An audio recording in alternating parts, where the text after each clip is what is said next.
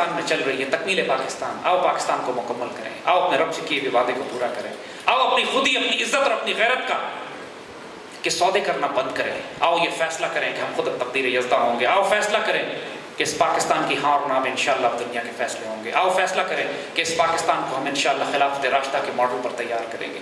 آؤ فیصلہ کریں کہ اس پاکستان میں سود اور ربا کے نظام کی جگہ مسلمان اسلامک اکنامک سسٹم جس کی بنیاد درہم و دینار real wealth based economic model ہوگا, جہاں لوگ زکوٰۃ لے کر پھریں گے, کوئی زکوٰۃ لینے والا نہیں ہوگا. آؤ فیصلہ کریں کہ آج اس پاکستان کا وہ پاکستان بنائیں گے جو امت مسلمہ کی قیادت کرے, جو یونائٹڈ اسٹیٹس آف اسلام کا سربراہ ہو, اس کا لیڈر ہو, اس کا امام ہو.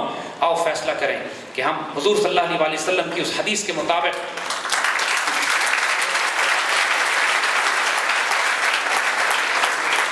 حضور صلی اللہ علیہ وسلم کی اس حدیث کے مطابق کہ آنے والے دور میں خلافت راشدہ دوبارہ قائم کی جائے گی, ہم اس خوش نصیب جماعت میں شامل ہوں جو اس خلافت کے نظام کو نافذ کرنے کے لیے قدم اٹھاتی ہے. آؤ فیصلہ کریں کہ حضور صلی اللہ علیہ وسلم کی حدیث شریف کے مطابق پاکستان کی ڈیفنس اینڈ سیکیورٹی پالیسی ہم اس غزوہ ہند کی حدیث پہ بنائیں گے جس کے مطابق ہندوستان کو فتح کرنے میں اجر ہے, امن کی آشا میں اجر نہیں ہے.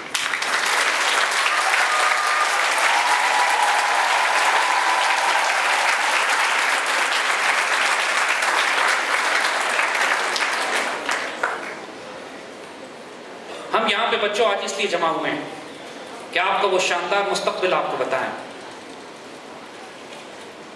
آپ کی لکھی ہوئی تقدیر آپ کے سامنے رکھیں اور آپ کو یہ خوشخبریاں سنائیں کہ اللہ کے فضل سے آپ اس جماعت میں ہو, اللہ کے فضل سے کہ جس کے ذریعے اللہ تعالیٰ نے آج کے دور میں اپنے دین کو غالب اور نافذ کرنا ہے.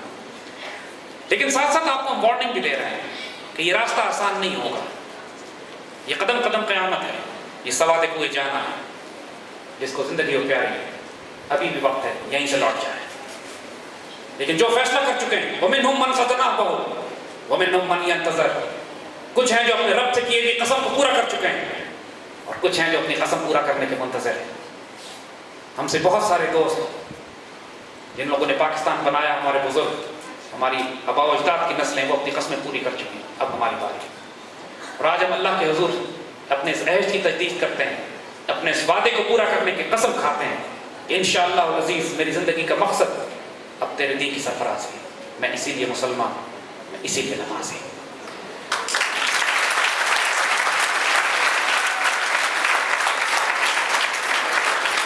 ہم پر یہ اعتراض کیے جاتے تھے کہ آپ پورے پاکستان میں کام کرتے پھرتے ہیں, امریکہ کو گالیاں دیتے ہیں, سود اور ربا کے نظام کے خلاف بات کرتے ہیں, آپ نے زائنسٹ اکنامک اور پولیٹیکل ماڈلز کو کھول کے رکھ دیا ہے, انڈیا کے خلاف آپ بات کرتے ہیں, پاکستان میں آپ نے دہشت گرد تنظیموں کے خلاف بات کی ہے.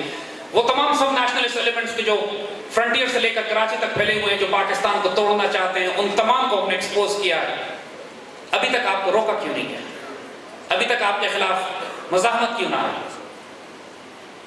اور ہم اس بات سے اچھی طرح واقف تھے کہ وقت دور نہیں ہے کہ جب ہمیں چیلنج کیا جائے گا, وہ وقت دور نہیں ہے کہ جب ہمیں زلزلے کی طرح ہلا دیا جائے گا. اور اللہ کے فضل سے وہ وقت اب آ پہنچا ہے. اب پورے مشرق اور مغرب کا خارجی کفر بھی اور ہماری داخلی صفوں میں داخل وہ تمام منافق بھی کہ جو اس خلافت راشدہ کے مشن کو روکنا چاہتے ہیں, جو اس غزوہ ہند کو, اس قوم کو, اس غیرت مند قوم کو اٹھنے سے روکنا چاہتے ہیں, وہ تمام ایلیمنٹس جو ہماری صفوں کے میر جعفر اور میر صادق ہیں یا ہمارے خارجی دشمن, اب وہ پینک کر رہے ہیں. پاکستان کی نوجوان نسل اب بیدار ہو رہی ہے. ان کو لاکھوں کی فوج, بڑے بڑے ملکوں سے خوف نہیں آتا, ان کو خوف اس نسل سے آتا ہے جس کی رگ و ریشے میں, جس کے خون میں عشق رسول چھپا ہوا ہوتا ہے.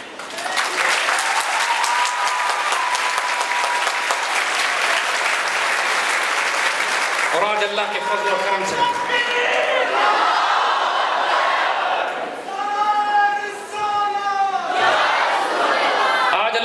سے پاکستان کی نوجوان نسل یہ فیصلہ کر چکی ہے کہ اب ہم ذلت اور رسوائی کی زندگی نہیں گزاریں گے.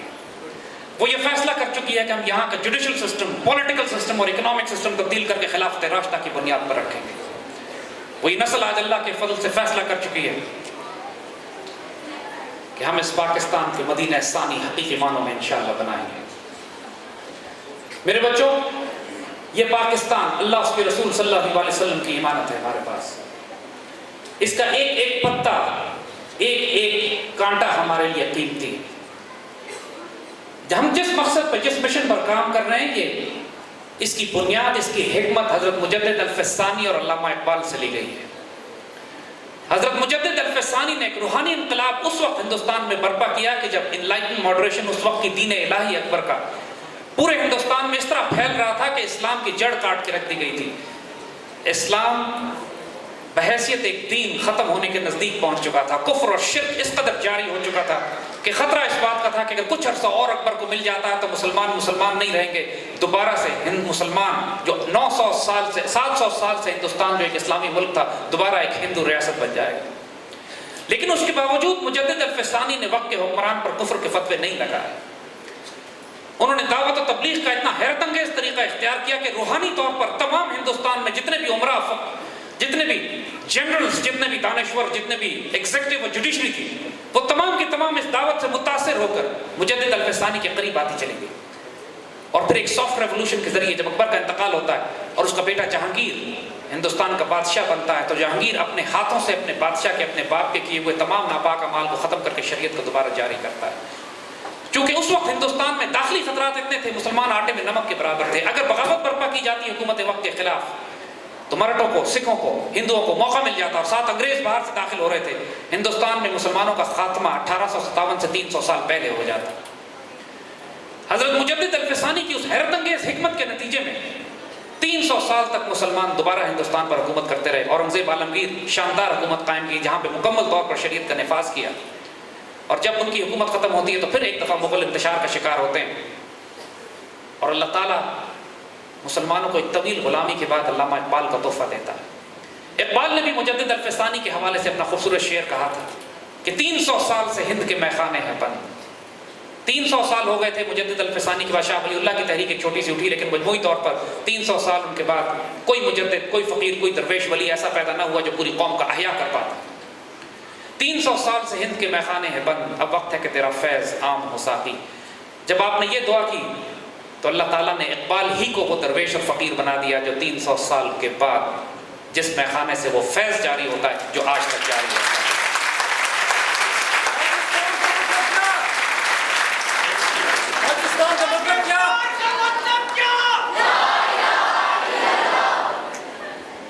میرے بچوں،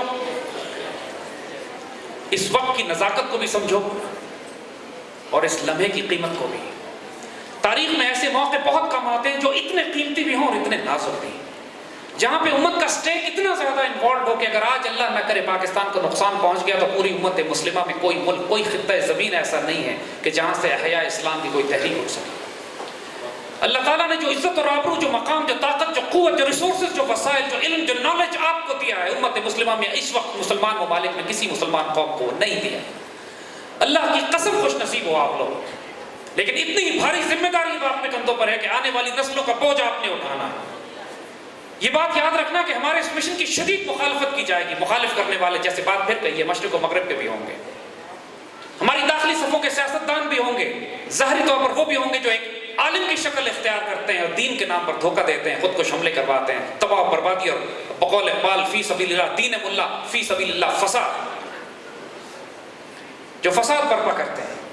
لیکن ہم نے جس مسلک پہ چلنا ہے وہ مسلک خلفائے راشدین کا ہے، وہ مسلک میرے آقا صلی اللہ علیہ وسلم کا ہے، وہ بلیف، وہ فیتھ، وہ ایمان، یقین محکم ہو، جس میں امن پیغام ہو، جہاں محبت فاتح عالم، جہاں پہ ہم آرگومنٹ اور دلیل سے بات کریں گے، فتنہ اور فساد سے نہیں۔ ہم کانفیڈنس، غیرت، حمیت، عزت اور آبرو سے بات کریں گے، بغیرتی، بے شرمی، بے حیائی، دھوکے بازی اور مکاری سے نہیں، جو دشمن ہمارے خلاف کارروائی کر رہے ہیں۔